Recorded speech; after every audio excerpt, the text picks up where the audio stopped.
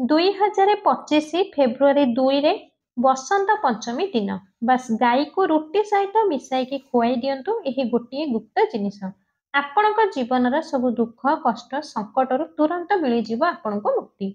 माता सरस्वती आशीर्वाद ना केवल आपण जीवन में हेब धनर वर्षा बरं आपण घरे खुशी भरीज एवं आपणकर प्रत्येक मनस्कामना पूरा हो। 2 फेब्रुआरी को पावन पर्वर बसंत पंचमी पड़वा जाऊँगी। हिंदू पांजी अनुसार यह कौन से साधारण बसंत पंचमी नुहे। शास्त्र अनुसार मान्यता अच्छी कि यही बसंत रे पूरा 41 शुभ संजोग बनुअछि, जहाँकि महालक्ष्मी योग, धन योग, इंद्रिय योग, ब्रह्म योग, शिव योग, नक्षत्र योग जेपरी 41 शुभ संजोग बनुअछि। आउ यही बसंत पर्वर समय पूरा 280 वर्ष पर आसी। पूरा दिनर जड़े व्यक्तिर गोटे बाणी द्वारा माता सरस्वती आशीर्वाद दे था। सही व्यक्ति जहाँ भी चाही था सही जिनिस व्यक्तिर मन मुताबक प्राप्त होता है। जदि आपण बसंत पंचमी दिन पूजा पाठ करेंगे तो माता सरस्वती आशीर्वाद आपण जहाँ भी मनस्कामना चाहिए ताहा अवश्य पूर्ण हेब। उदाहरण स्वरूप आपण लंबा समय पर्यंत चाकरी प्रिपेयर करुछंती, आपणकर चाकरी लागिजिव, आपणकर बंद होई पड़िथिबा व्यापार जोर रे लागिबाकू बढ़िबो। आपणकर कोनोसी एमिति बेमारी रे असुस्थ रहउछंती सेही बेमारी रो आपणको सब दिन पई मुक्ति मिलि जिवो। माता सरस्वती को आशीर्वाद रो आपणक जीवन रे पूरा वर्षर धन वर्षा हेबो। काहेकि ना माता सरस्वती को ज्ञान शब्दर देवी मना जाए। शास्त्र अनुसार माता सरस्वती माता लक्ष्मी ही स्वरूप अटंती। एथिपई आमर वेद पुराण रे लेखा होइछि कि जदि माता सरस्वती कौनसी व्यक्ति को आशीर्वाद दे दियंती तो सही व्यक्ति पाखरे केबे भी ज्ञान और धनर कमी रहिबो नहीं। बसंत पंचमी दिन माता सरस्वती बहुत ही अधिक रु अधिक प्रसन्न मुद्रा रे रही थांती एवं तांको दुईटी हाथ रे तांको भक्त उपरे कृपा वर्षा करि थांती। बसंत पंचमी दिन माता सरस्वती को आशीर्वाद प्राप्त करिवार सबुठु उत्तम दिन मना जाए। जो दिन आपणकर अल्प के पूजा रे आपनको माता सरस्वती आशीर्वाद मिल पारिबो, जहाँ आपणकर मनस्कामना पूर्ण होई पारिबो।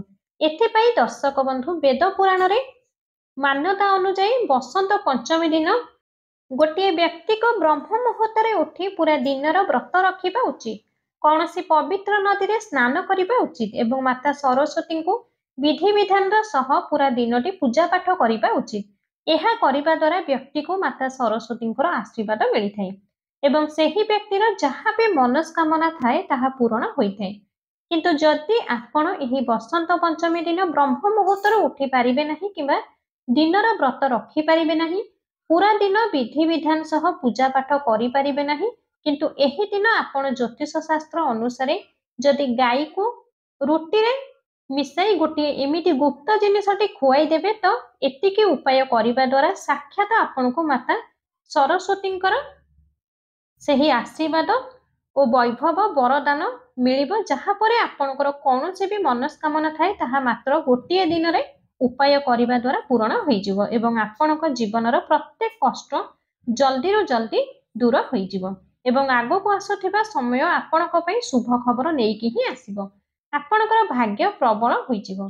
तो एबे आपण भाबुथिबे कि गाई को रुटी खुआई कि आपणको माता सरस्वतींकर आशीर्वाद किपरि मिलि परिबो। तो आपण जानिबा पई आमे जणाई दउछु कि गोटिए गाईर देहरे 33 कोटी देवी देवतांकर वास होइथाय। एथिपई आम वेद पुराण रे कुहा जायछि कि जदि आपण कोनोसी पवित्र पावन दिन रे गाई को रुटी खुआई दियंती एवं अन्य जिनिस किछि खुआई देइथांती तो एह द्वारा आपनको देवी देवतांकर आशीर्वाद मिलिथाय। आ बसंत पंचमी दिन एही दिन जहाँ 2 फेब्रुआरी को पड़ुअछि, एही समयटी पूरा 280 वर्ष पर आसीअछि। आउ एही दिन जदि आपण ज्योतिष शास्त्र अनुसार किछि जिनिस को रुटी रे रखी गाई को खुआई देउछंती तो मानिकी चलंतु माता सरस्वती सहित आपनको 33 कोटी देवी देवतांकर आशीर्वाद मिलिबो एवं आपणक जीवन रे प्रत्येक कष्ट सब दिन पई आपणक ठारू दूर को चली जिवो। तो दर्शक बंधु पूरा सच्चा और श्रद्धा हृदय रे एही भिडियोटी को गोटे लाइक करि दियंतु एवं कमेंट बॉक्स रे जय माता सरस्वती अवश्य लिखि दियंतु एवं आमर एही चैनल को सब्सक्राइब जरूर करि दियंतु। जदि आपण अनेक दिन रो चाकरी पई बहुत सारा इंटरव्यू दे सारिलणी किंतु आपणकर चाकरीटे हेई पारु नै तो जानि नियंतु जे आपणको उपरे कोनोसी दोष लागि अछि आ खास सेही दोष कारणरो आपण जेते चेष्टा कला परे मध्य आपणकर चाकरीटे हेई पारु नाही तो एथि पई आपण 11टी बेसन लडू नियंतु एवं आपणको घरे 11टी रुटी तयारी करंतु 11टी रुटी उपरे 11टी लडू को गोटिए गोटिए रुटी उपरे रखी दियंतु ଏହି 11ଟି ରୁଟିକୁ ଆପଣଙ୍କ ହାତରେ ଗାଈକୁ ଖୁଆଇ ଦିଅନ୍ତୁ।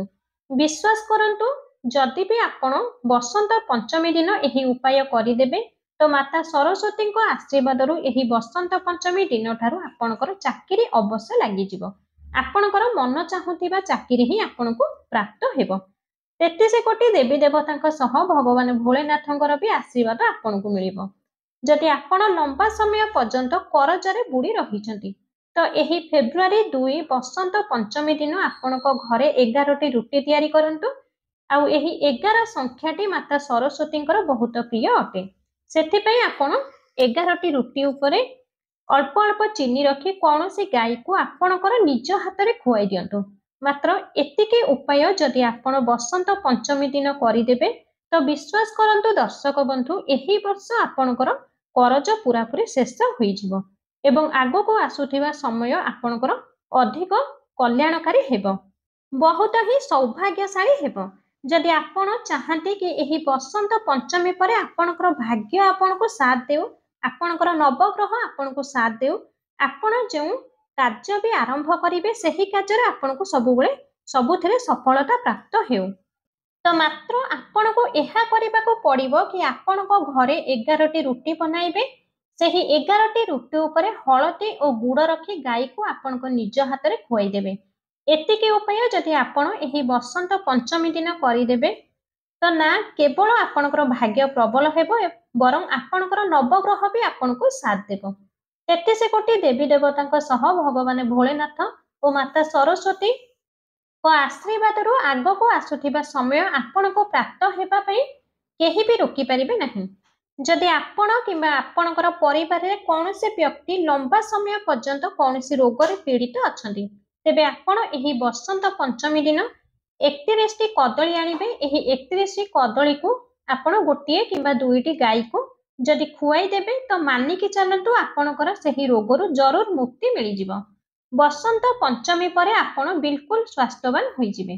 ଦର୍ଶକ ବନ୍ଧୁ ଯଦି ଆପଣଙ୍କ ଘରେ ସବୁବେଳେ ଲଢ଼ାଇ ଝଗଡ଼ା ଲାଗି ରହୁଛି ଆପଣଙ୍କ ଘରେ ଅନ୍ୟକୁ ଦେଖିବାକୁ କେହି ପସନ୍ଦ କରୁନାହାନ୍ତି ତ ବୁଝି ନିଅନ୍ତୁ ଆପଣଙ୍କ ଘରେ ନକାରାତ୍ମକ ଶକ୍ତିର ବାସ ଅଛି। ତ ଆପଣ ଏହି ବସନ୍ତ ପଞ୍ଚମୀ ଦିନ ଘରେ 11ଟି ରୁଟି ବନାଇବେ।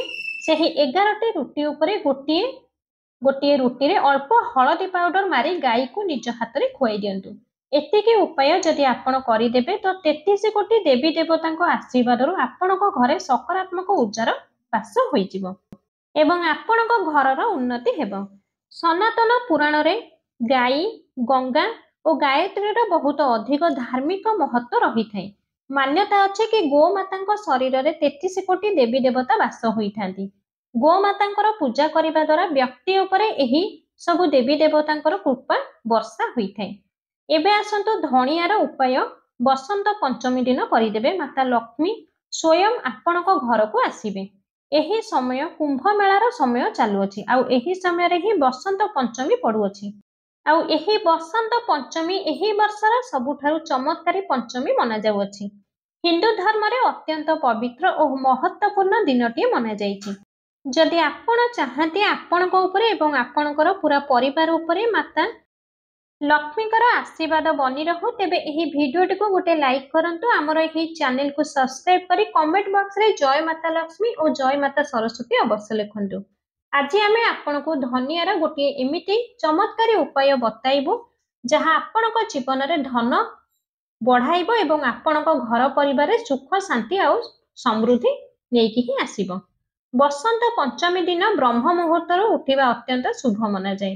ସ୍ନାନ ପାଇଁ ଗଙ୍ଗା ଜଳରେ ଉପଯୋଗ କରନ୍ତୁ ତଥା ସ୍ନାନ କରିବା ଜଳରେ ଅଳ୍ପ ଗଙ୍ଗା ଜଳ ମିଶାଇ ଆପଣମାନେ ସ୍ନାନ କରନ୍ତୁ। ସ୍ନାନ ପରେ ସ୍ୱଚ୍ଛ ବସ୍ତ୍ର ଧାରଣ କରି ଆପଣଙ୍କର ଇଷ୍ଟ ଦେବଙ୍କୁ ସ୍ମରଣ କରନ୍ତୁ। ପୂଜା ସ୍ଥାନକୁ ଭଲସେ ସଫାସୁତୁରା କରି ଶୁଦ୍ଧ ଘିଅର ଦୀପଟିଏ ଜଳାନ୍ତୁ।